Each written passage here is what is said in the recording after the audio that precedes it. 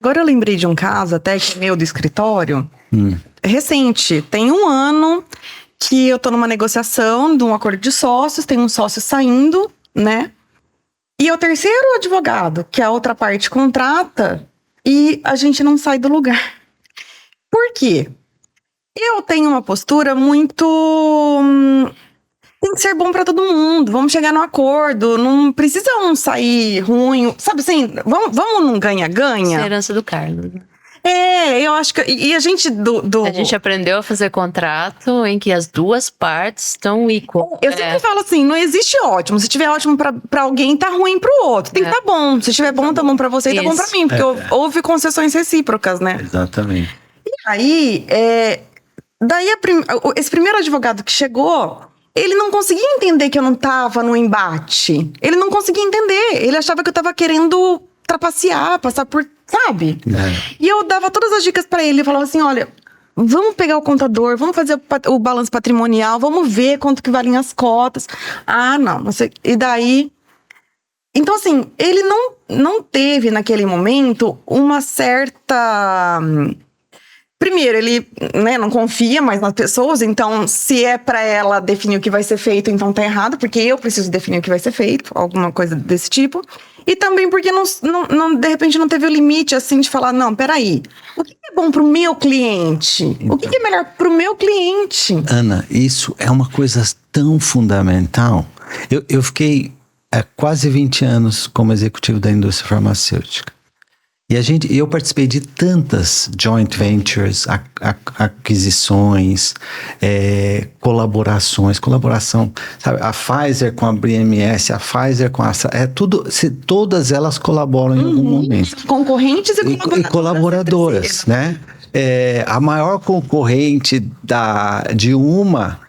produz o medicamento que é o maior concorrente da outra. E você fala, eu ouvi isso uma vez, eu fiquei, como assim? A empresa X produz o medicamento da empresa Y e as duas são maiores concorrentes na área que ela produz. Aí eu falo, eu não me conformo. E por quê? Porque eles colaboram. Porque se eles não colaborarem hoje, a reputação deles vão pro quiabo, desculpa o termo, eu não sei usar termos técnicos do direito, então e essa reputação não tem preço. Então, eu participei de dezenas de negociações, centenas talvez, conversando como você vai colaborar e implementar essa colaboração de uma forma que a sua credibilidade nunca seja questionada e a sua reputação seja mantida no longo prazo. Você pode levar vantagem uma vez, talvez duas, mas acabou. Acabou. Não se mantém. Não se mantém. E como é que você lida com isso no teu trabalho? Então, eu às vezes me dá uma certa frustração, assim, de ver que o outro advogado, ele continua com aquela postura do contencioso, eu preciso ganhar, e sem olhar para o cliente dele, para o que é melhor para o cliente dele. Porque se ele tivesse feito isso lá atrás, e a gente tivesse resolvido dessa forma, que nem aí a gente partiu para outras soluções jurídicas, porque a coisa não andava. Eu fiz uma liquidação da empresa, então a pessoa vai receber os haveres. E assim, aí eles estão tentando... aí já vieram mais outros 2 advogados. Aí quando eles entendem o que aconteceu, eles falam, pois por que não foi feito isso antes? Então assim, teve um prejuízo pro cliente, mas... não teve um reconhecimento, talvez, de quem estava ali do outro lado do que era melhor para o cliente. Exatamente. Né? E são inúmeros os motivos, né? Pode ser por honorários, pode ser por limitação técnica, pode ser por falta dessa consciência de olhar para quem realmente está precisando daquela solução, né? Então, mas... ou pode ser um ego. Colaboração. Não sabe colaborar. Não sabe. Não sabe colaborar. E aí são 3 que estão na mesma posição. Então sai de um, vai pro outro, eles ainda não sabem. Porque para nós a gente até desfaria a liquidação para pagar lá o que era justo, mas não... Tanta colaboração é necessária que na reforma do Código de Processo Civil de 2015, pela primeira vez foi colocado no artigo 6º foi inserido no Código de Processo Civil a necessidade de colaboração entre as partes. Né? Isso está lá. Tá lá. É um princípio hoje a colaboração. Então, porque mas- senão você não anda, você fica patinando, Então, mas não resolve. se na cabeça da pessoa que está de um lado só existe zero sum game, é um jogo de tem soma ganha-ganha. zero, não tem ganha-ganha. Ganha, outro Ou perde. perde. Se só existe essa mentalidade dentro de um lado, não há como colaborar. Agora, por exemplo, quando você conversa com a outra parte, ela fala: para mim isso é importante, para você isso é importante, para você isso é importante. E aí você começa a trabalhar com cenários diferentes, onde todos vão. Que é o que a gente fazia, É o né? que a gente Exatamente. É. A gente É. brincava, né, Nádia? Quais eram as questões inegociáveis para cada Primeiro parte? a gente desenhava o que era inegociável e depois que margem que a gente pode ir nesse, qual a margem antes da negociação para chegar lá e negociar com outra Ter as parte dessa premissas. parte. É. Então, assim. fala um pouco de Acho que a colaboração. ofensa que é o que eu mais. O que eu mais me ofendi uma vez foi quando eu fui acusada que te mudei o contrato sem marcação. Ai, não. A gente jamais faz Nossa, isso. aquilo era aquele Era um- finalíssimo 2, finalíssimo, você ia salvando um a outro. assim. Marcava tudo. É. Sinalizava em Marcava amarelo, tudo. porque assim, a gente nunca. Eu falo isso, eu falo assim. Esses dias eu tive uma reunião ou também de sócios, né? Eu adoro essas reuniões de sócios, porque. E aí eu conheço os dois sócios, né? Assim, familiarmente falando da família, amigos e tal. E aí, na frente do outro, eu perguntei assim: mas você faria isso que ele tá fazendo pra você? Dele, não. Eu falei assim: então por que você tá deixando ele fazer se você não faria pra você? Não tá sendo fair.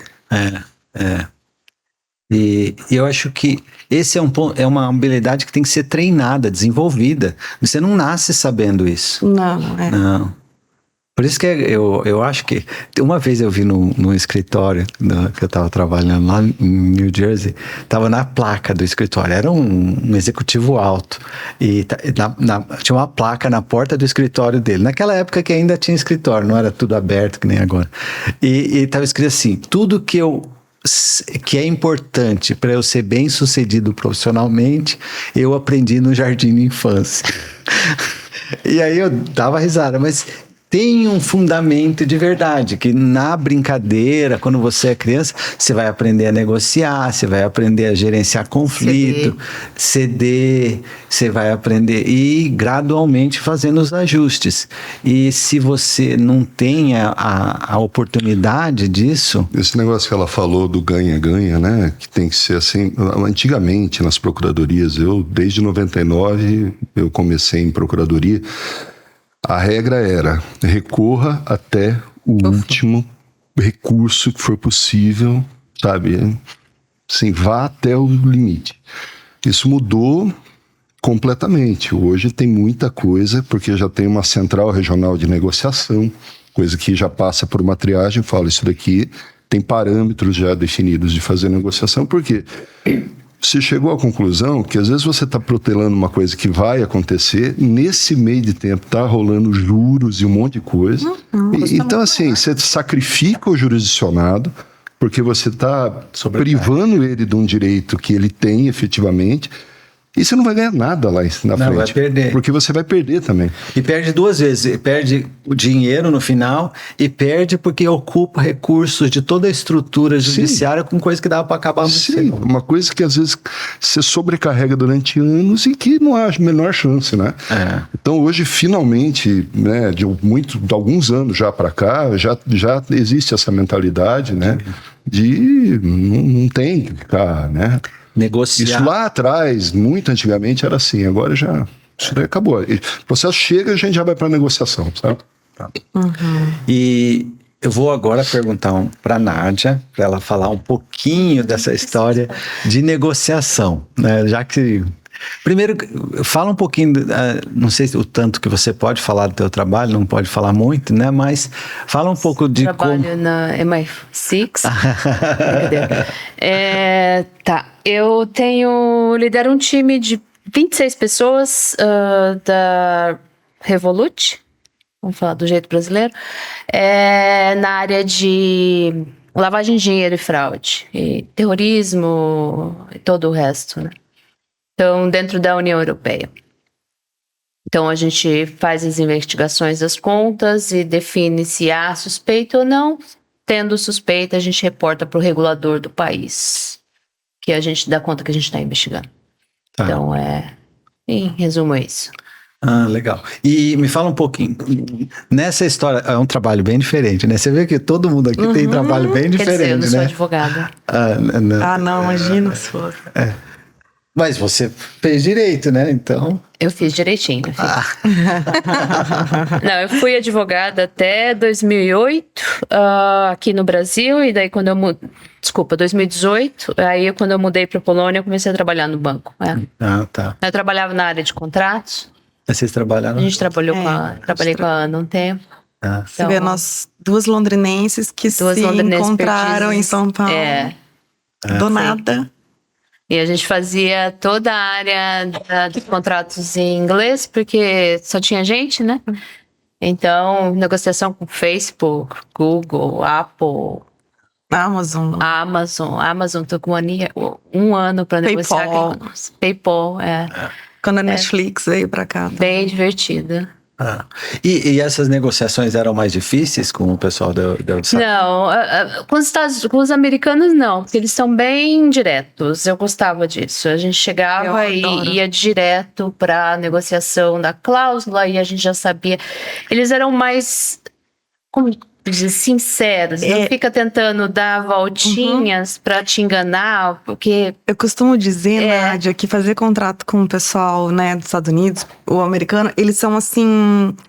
Objetivos. Muito pragmáticos. Isso. Né? Então, você não precisa daquele monte de exceção, porque para eles o que tá escrito vai valer. Isso. Aqui no Brasil, Four corners. O que tá escrito vai ter várias exceções. Então, né? Sim. Eles são muito diretos. E você eu tirava sarro, que quando o advogado começava a enrolar muito, eu tirava sarro com o meu chefe, falava, esse aí ganha por hora. Porque não falava, ficava meia hora no telefone, nada. Então, com eles, assim, com os americanos e europeus também, era bem mais fácil. Bem mais fácil. Era mais direto. É mais direto. E isso é uma coisa importante numa negociação. Quando você está trabalhando com culturas diferentes, você acha que você é a pessoa que mais tem... eu trabalho com gente, sério, não sei, deve ter uns 15 países diferentes. A reação deles com as coisas que acontecem, eu tenho que lidar com administrar um polonês falando com um indiano que tem uma cultura super diferente, um jeito de se ofender diferente. É bem... eu gosto, mas é complicado, assim, para eles, né? Tá. E é uma coisa que você... Eu gosto porque eu aprendo. Eu gosto de perguntar, eu sento com eles, cada um. Um indiano uma vez me explicou como é que funciona o Tinder da Índia, que é por os pais que fazem, entendeu? E tem que ter com a religião. Cultura, hein? O casamento arranjado. E eu perguntando, e assim, eu falava, não vai se ofender, né? Que eu tô perguntando o quê? Novidade. E ele me explicando tudo. Então, pra mim, é algo que eu aprendo, que eu gosto. Tá. Mas há alguns, o jeito de falar, às vezes ofende.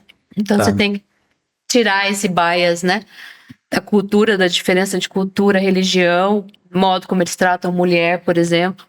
Então, isso é bastante. Então, isso é um ponto importante, porque é muito difícil, e eu também trabalhei com inúmeras culturas diferentes, trabalhei em empresa europeia, empresa americana, tem muita diferença. Mas é quase impossível você memorizar, decorar todas as características de todas as culturas. Então, a primeira coisa é uma certa transparência. Você fala, você me perdoa se eu falar ou fizer alguma coisa inadequada para a tua cultura. E já abre um pouco o jogo. Sim, sempre falo. E presta muita atenção nos sinais sociais, né? Se a pessoa fizer uma careta, alguma coisa, e prestar muita atenção. E essa habilidade de lidar com várias culturas diferentes, também a gente não nasce sabendo, né? Não. Mas existe, né, a comunicação não verbal, que principalmente quem trabalha bastante com mediação, tem que ser treinado para isso. Exatamente. E é impressionante quanto a gente fala sem falar, né? Quanto a gente se comunica sem falar. E é isso que também a gente percebe que, na minha opinião, há uma falha também na formação desse profissional. Isso. Porque a gente fica lá aprendendo, né, artigos e livros e etc., que não estou desmerecendo a importância, é muito relevante. Mas, por exemplo, dentro das grades dos currículos brasileiros, salvo uma ou outra universidade, você não tem negociação. Não. Não tem. Eu achei muito bonito o currículo da FGV de Direito, porque eu vi, quando foi lançado, eu queria ter feito lá. Exatamente. Eu trabalhei Ele é muito lá voltado. naquela A exceção que eu pensei foi justamente na FGV. eu achei lindo o currículo. Logo quando lançou em 2010, 2000 É mais recente o curso 8, deles, 9, né? 10, não lembro. Eu lembro acho do que primeiro 2006. Primeiro ano, uma menina que trabalhava comigo no escritório lá em São Paulo trouxe, eu li aquilo. Nossa, eles têm negociação. Exatamente, tem eles têm- negociação. É legal English. Eles eram Eles super têm- voltados para esse Nossa, muito. extrajudicial. Eles têm a prova oral também. E eu achei isso muito bacana. Eu passei um tempo fora do Brasil e eu tive a oportunidade de fazer algumas aulas na Universidade de Stanford. E uma das aulas que eu fui fazer foi justamente de essa questão da negociação, porque eu trabalho com isso, eu queria ver se haveria alguma coisa para acrescentar. E eu saí de lá completamente deprimida. Porque não tinha alguma coisa para acrescentar, eu tinha que começar do zero. Exato. Né? Eu olhei aquilo e falei, gente, tinha lá. Era um sistema diferente, assim, de educação. Primeiro, tudo na prática e aí você ainda com um psicólogo lá, analisando. Mas por que você se posicionou dessa maneira na hora de falar? Eu nem vi que jeito que eu me posicionei. Exatamente. Não é? Porque eu tava com a cabeça tão preocupada no que eu iria oferecer que eu não vi a minha postura. E a postura conta muito no momento de uma negociação. Só que se a gente fala isso aqui, eu falo, nossa, mas como assim? Aula de etiqueta dentro do curso? Não tem nada a ver. Não tem nada a ver. Né? Hoje a gente percebe, e eu acho muito bacana isso, tem havido muitas competições acadêmicas envolvendo, inclusive, arbitragem e mediação, que começa a cobrar desses meninos um pouco dessa postura. Exato. Né? E aí é uma maravilha, porque eles têm que aprender. Na unha, porque não tem muita. Na unha, não tem. Não tem muita. Agora. Temos algumas, na UEL, isso eu posso falar assim, com bastante orgulho, nós temos algumas professoras que foram realmente para essa linha, e que hoje trabalham muito e são as coaches desses times, mas, no geral, a gente forma o profissional demandista. Então, eu vou falar duas coisas, então. Um ponto. A universidade brasileira, no geral, só foca no aspecto técnico e no conteúdo teórico. Não é a aplicação prática do conteúdo teórico, é pouca. É pouca. E não tem quase nenhum foco no desenvolvimento das habilidades mais subjetivas. Colaboração, negociação, resolução de conflito, colaborar com pessoas de culturas diferentes, comunicação, criatividade. Não tem, e pensamento crítico, então não vou nem falar. Nem chega, porque aí você deprime. Aí, então não tem esse treinamento das soft skills, na aplicação das coisas fica muito no teórico, não é uma coisa pragmática, porque eu acho que o que você comentou da FGV é que a FGV é uma escola de business, né? Então eles têm o interesse de fazer o advogado integrado com a realidade econômica e comercial do mundo, né? E não uma coisa isolada. Eu trabalhei lá na escola de administração, né? Da FGV e a DESP. E também eles estavam começando o curso da GV-Law.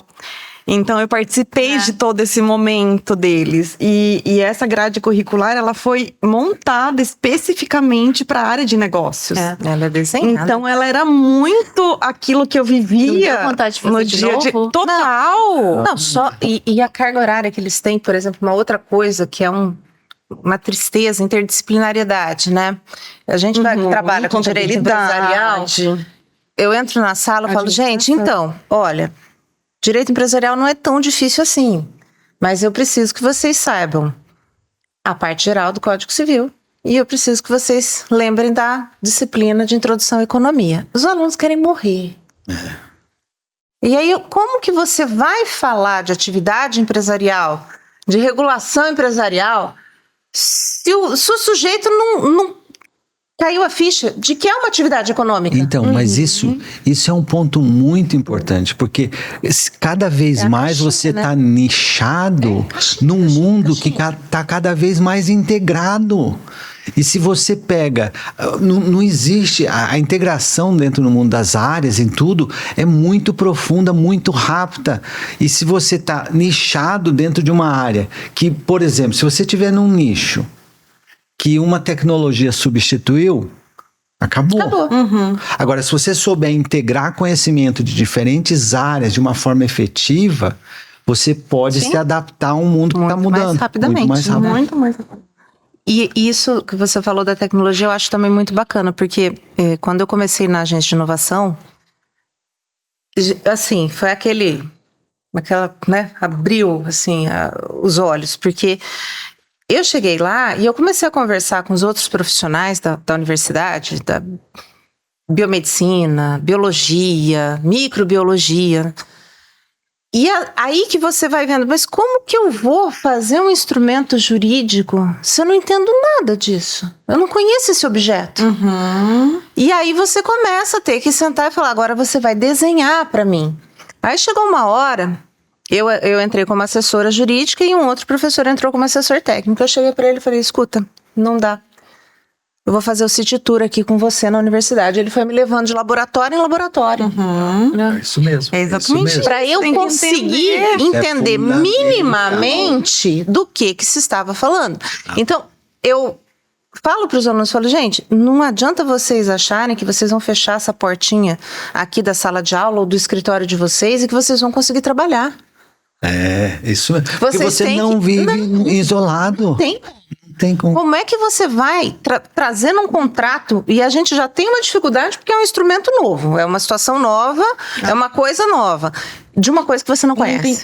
Você não consegue pragmatizar. Não, ali, ó. é. Não consegue ver os efeitos.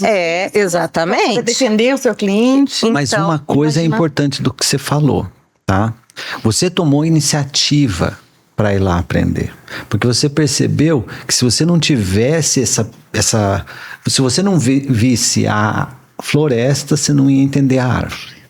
Certo? Você tem que entender o contexto. Ela teve essa inquietude. E ela é isso mesmo. Agora, as escolas não ensinam isso. E uma das coisas, e não são todas as escolas, tá? As escolas de ponta, que nem você falou de Stanford, né? Por exemplo, eu tenho uma amiga minha, uma executiva, que fez MBA na Cornell. Ela não tinha aula, ela tinha vários projetos e eles iam lá e ficavam, sabe, só debatendo o que ia fazer. Era como se fosse um trabalho e o projeto no final era uma coisa assim super integrada com a realidade. Tipo assim, você tem que resolver o problema, sabe, uma coisa. Eu fiquei besta de ver. Eu fiquei muito impressionado com a qualidade daquele MBA. E todos os cursos que eu fiz na Kellogg's, sabe, todos os cursos nesses 15, quase 20 anos de carreira, eram muito aplicados à realidade e integrando conhecimento de diversas áreas. E não é fácil, tem que queimar, esquentar a cabeça, pensar. Hoje o que eu acho sensacional na Universidade de Stanford é que você monta a sua grade, né, que já é o comum, mas não precisam ser disciplinas jurídicas. Você tem um núcleo jurídico, mas você pode fazer disciplina, sei lá, na física, na matemática, em qualquer lugar. Qualquer lugar, é. E isso é sensacional, porque hoje eu percebo algumas deficiências. Eu tenho a sorte de ter um irmão economista. Mas vira e mexe, eu tenho que bater na porta dele e falar, escuta, vamos conversar aqui. Né? Eu preciso entender como é que isso funciona, porque principalmente a gente que trabalha com muito documento contábil, com muita estatística, e não adianta, especialmente quem é empresário, eu falo que assim, conta muito mais o que sair lá da HP dele do que você falar. Exatamente. Porque, na verdade, a questão jurídica você vai adaptar ao caso concreto Sim, dele. sim. Mas você vai precisar entender o caso concreto dele, como que funciona o mercado Exatamente. dele, como que funciona a concorrência dele, como que funcionam os clientes dele, para você poder fazer... Para fazer o desenho jurídico. Exatamente. E uma das pessoas que eu mais interagia quando eu trabalhava era o departamento legal. Eu trabalhava direto. Eu começava, já ia me apresentar para o advogado que cobria o meu departamento. Era o departamento legal e o financeiro. Eram os dois que eu conversava mais. Por exemplo, a RH eu não ligava muito. Por quê? Porque eu ia cuidar das minhas pessoas. Eu assumia essa responsabilidade. Sim. Eu não queria delegar isso. Isso era muito importante. Agora, eu não sei finanças, não sei direito, mas eu preciso fazer essas coisas funcionarem.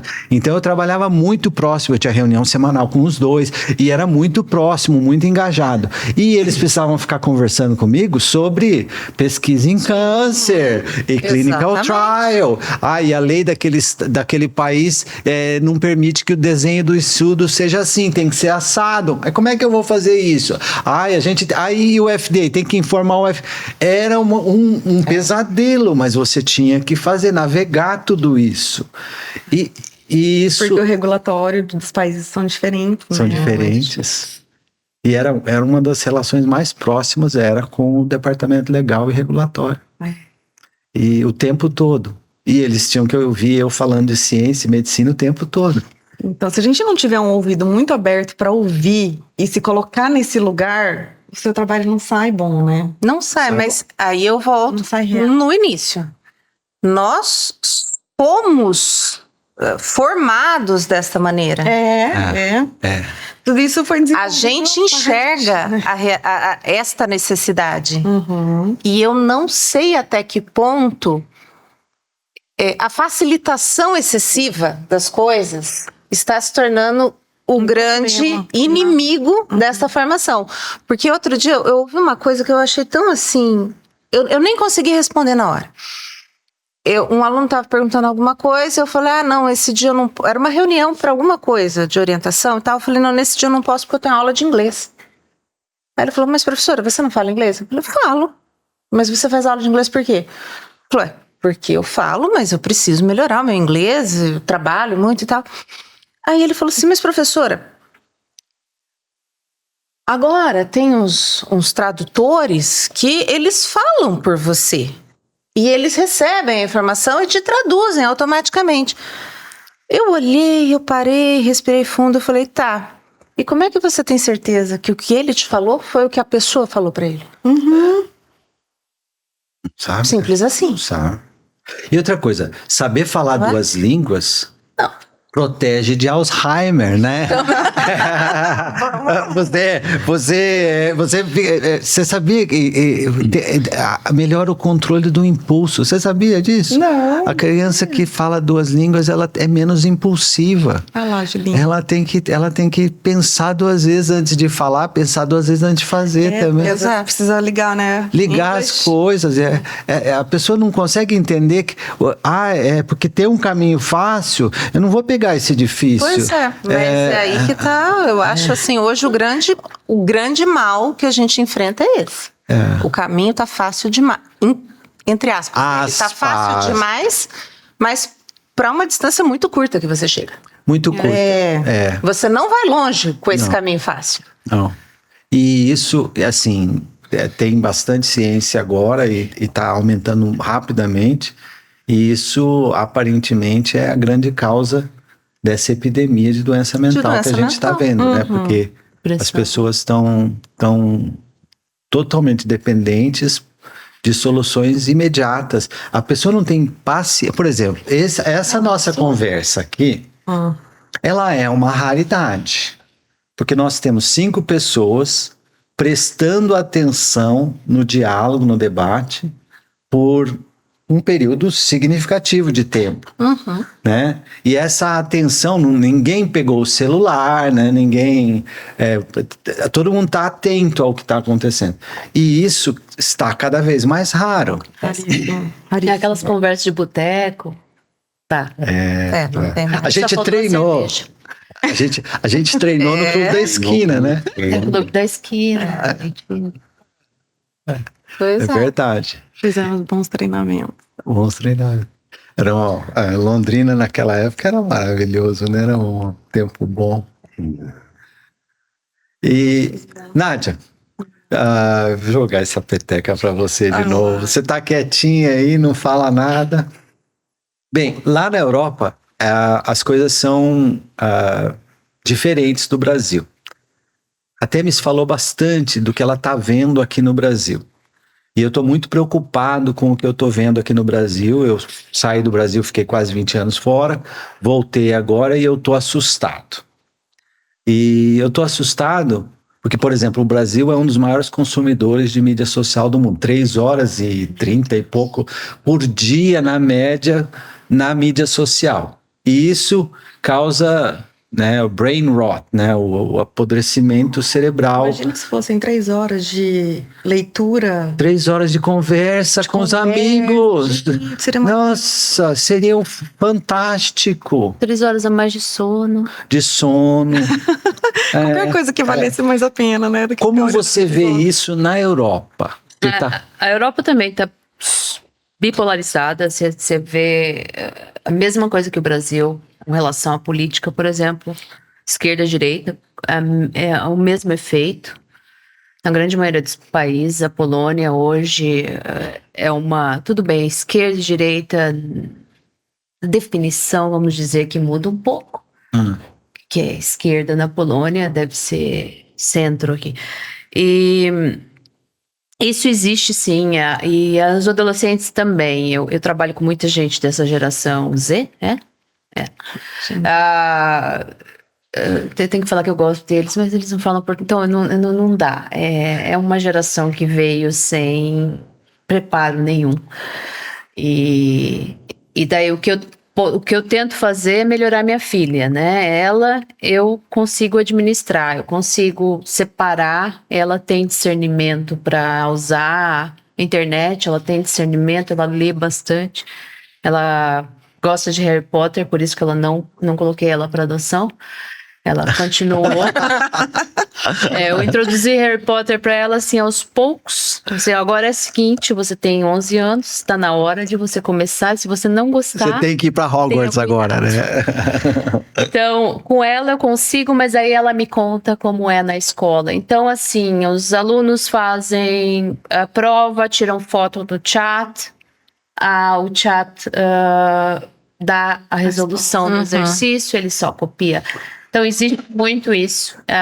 E daí tira uma nota excelente. Então, digamos, a cola piorou, né? Porque antigamente a gente fazia cola, só que a gente aprendia tanto com a cola que chegava na hora de usar, não usar. Nossa, até fazer uma cola. Eu fazia assim a página do código. Certinho com os artigos, lindinho. Depois você... Aí eu não tinha coragem. Eu não tinha coragem de usar, porque eu sou assim. Lembrava tudo. já. Lembrava tudo decor. Usa cola, né? Quem faz E a cola, agora- não usa cola. E agora é assim, então, celular na escola, então a internet, o chat, então qualquer trabalho de escola é feito dessa maneira, não tem uma pesquisa, não tem procurar. Então, o que eu achei, ou como eu tento prevenir em casa com a minha filha, eu faço isso. Eu não dou também a resposta, eu discuto com elas, e às vezes eu tento ter uma opinião contrária de propósito, só para ela argumentar. Desafiar, né? E eu também não quero que ela tenha a minha opinião, então eu passo os dois, porque eu também não sou fácil, Lados. né? Então eu passo os dois lados para ela e você decide se você quiser ler esse livro aqui, e ela vai indo. Então, assim, o pensamento crítico ali está sendo montado. Mas, no geral, não. Eu trabalho com gente dessa idade de, vamos dizer, 28, 30, tem até gente mais nova. E eles não têm a paciência se você dá um problema, eles não têm a paciência de... Eu sei que você recebe um problema difícil para resolver, eu tenho uma conta para investigar. Primeira reação que você tem, ou alguém te fala, amanhã, Nádia, você tem que apresentar X, Y, Z, e por quê? Primeira reação, você entra em pânico, eu entro em pânico. Segunda a reação, eu vou respirar fundo e vou ler o que eles me pediram ler. Porque a primeira lida que você dá assim com o olho, você não vê nada, você só se desespera. E daí eu vou achando solução e vou desenhando no checklist ali, vai Fazendo os desenhando caminhos, tudo. né? Às vezes eu tô na cama já para dormir, eu penso em alguma coisa que eu já, olha, é isso que eu posso fazer, eu vou lá e escrevo no papel para eu conseguir dormir. Então, eles não, eu sei que meus analistas chegam, eu tô com problema X. Então, o que eu faço? O que você acha que a gente tem que fazer? Ah, não sei. Aí eu começo a perguntar e alguns aprendem. Eu tenho muita gente que aprendeu e já chega para mim falando, olha, o problema é esse. Eu acho que veio disso e eu acho que a solução vai ser essa. O que você acha? Ah, eu adoro os que me trazem tudo pronto. E você acaba tendo um favoritismo por eles, né? Eles acabam sendo quando eu tenho algo que eu quero que eles resolvam, eu vou lá e eu peço para aquelas pessoas, porque elas Então, têm. deixa eu te fazer uma pergunta a respeito desse favoritismo, tá?